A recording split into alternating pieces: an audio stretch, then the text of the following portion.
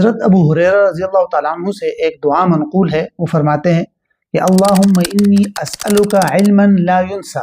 اے اللہ میں آپ سے ایسے علم کا سوال کرتا ہوں جو مجھے بھولے نہ۔ ہمارے بہت سارے علماء اس دعا کو قوت حافظہ اور یادداشت کی حفاظت کے لیے بتاتے ہیں۔ اسی طرح امام بخاری رحمہ اللہ کے بارے میں آتا ہے کہ ان سے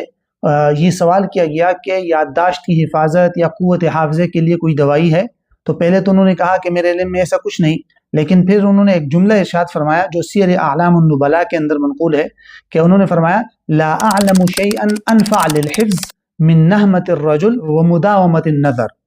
کہ